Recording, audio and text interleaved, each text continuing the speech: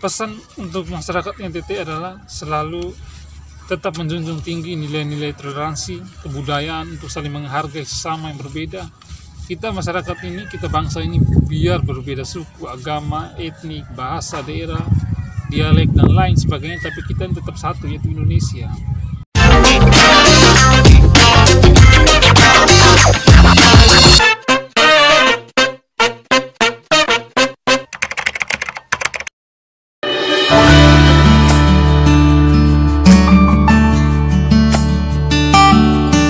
Tidak mau berasumsi yang terlalu jauh. Intinya sekarang ini pihak kepolisian dengan Komnas HAM dan beberapa instansi terkait lagi melakukan penyelidikan, lagi melakukan investigasi terkait dengan kasus kematian 6 laskar FPI ini. Jadi kita boleh saja berpendapat, berasumsi, tapi ketika hasil penyelidikan yang sudah didapatkan, hasil investigasi yang sudah didapatkan, tentu kita tidak bisa berasumsi yang liar lagi gitu. Terkait dengan penembakan 6 laskar ini, ada dua versi yang berbeda dari pihak kepolisian dan pihak FPI. Dari kepolisian misalnya mengatakan bahwa anggota mereka ini dipepet, terus diserang oleh laskar ini dengan senjata api dan senjata tajam. Karena merasa diri terancam, merasa nyawa terancam, akhirnya polisi mengambil tindakan yang tegas dan terukur, kemudian melakukan penembakan terhadap laskar-laskar tersebut yang membuat 6 orangnya tewas dan 4 lainnya kabur, entah kemana kaburnya. Jadi tidak ada yang mengatakan pembantaian, tidak benar kalau kita mengatakan itu pembantaian, tidak benar kalau polisi membawa mereka ke suatu tempat terus dianiaya di situ, dibantai di situ, tidak ada. Itu yang kami dapatkan informasinya dari berbagai media terkait dengan hasil versi dari kepolisian. Tidak ada upaya pembantaian di situ. Yang ada adalah upaya untuk menyelamatkan nyawa karena merasa terancam.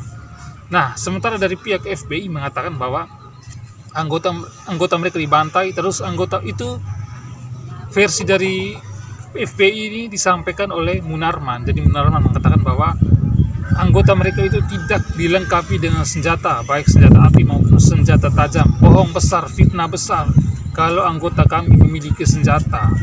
Nah, ini kan versinya FPI. Yang menjadi pertanyaan publik saat ini adalah, kalau memang anggota FPI ini tidak memiliki senjata api atau senjata tajam, lantas barang bukti yang ditemukan oleh pihak kepolisian itu berasal dari mana? Polisi sudah melakukan press release lah. Terus polisi juga menunjukkan senjata tajamnya dan senjata apinya. Ada 2 senjata api di situ kan polisi tunjuk.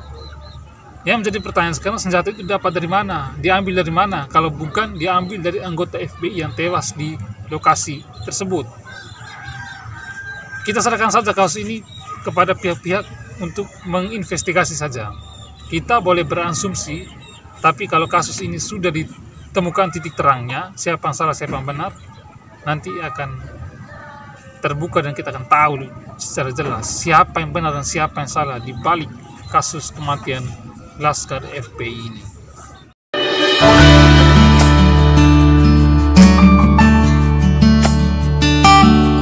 Ya, karena polisi ini kan setiap hari melakukan latihan tembak menembak dengan senjata yang benaran. Jadi mereka tahu sasaran tembaknya seperti apa, fokusnya seperti bagaimana gitu. Sedangkan laskar-laskar ini kan hanya tahu pegang senjata sebagai gagah-gagahan, tapi jarang untuk mengikuti latihan. Jadi tembak mereka itu salah sasaran semua dan merusak, dan dengan tembakan mereka itu yang meleset ke aparat sehingga yang menjadi korban kerusakan di situ adalah kendaraan polisi.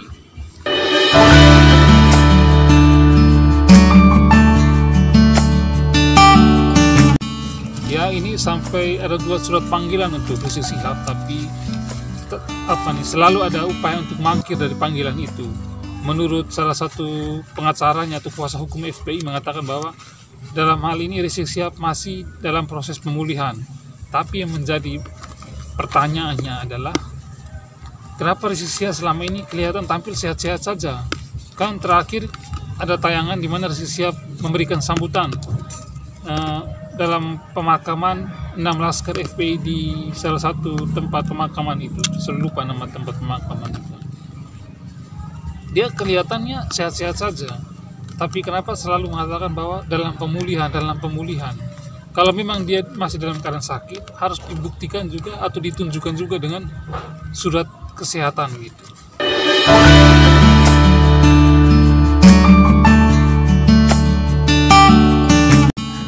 Tidak ada upaya pemerintah untuk mengkriminalisasi para ulama.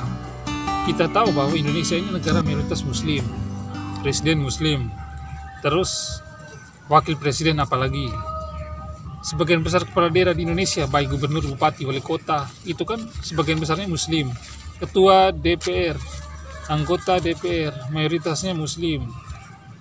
Hakim di pengadilan, hakim di Mahkamah Agung, Mahkamah Konstitusi, semuanya mayoritas muslim. Pejabat Polri, pejabat TNI, semuanya mayoritas muslim. Terus siapa yang menurut mereka ada upaya tindakan kriminalisasi ulama? Tidak ada kaitan pemerintah atau tidak ada upaya pemerintah untuk mau menjatuhkan atau merusak citra Islam. Sama sekali tidak ada. Masa sendiri punya agama terus ingin merusak agamanya sendiri kan tidak mungkin. Yang dikriminalisasi itu adalah perilakunya, tindakannya. Kalau ada ulama yang melakukan tindakan melawan hukum, yang jelas itu diproses. Seperti ulama yang melakukan penghinaan seperti Sony Iranata, terus Gus Nur yang melakukan penghinaan juga terhadap ANU. Nah itu kan jelas bahwa telah melanggar pasal-pasal penghinaan, sehingga mereka pun diproses secara hukum. Begitu juga dengan Habib Rizik Syihab, dia kan melanggar undang-undang kesehatan, protokol kesehatan COVID-19, makanya dia pantas untuk diberi hukuman, diberi sanksi hukum karena telah melanggar hukum.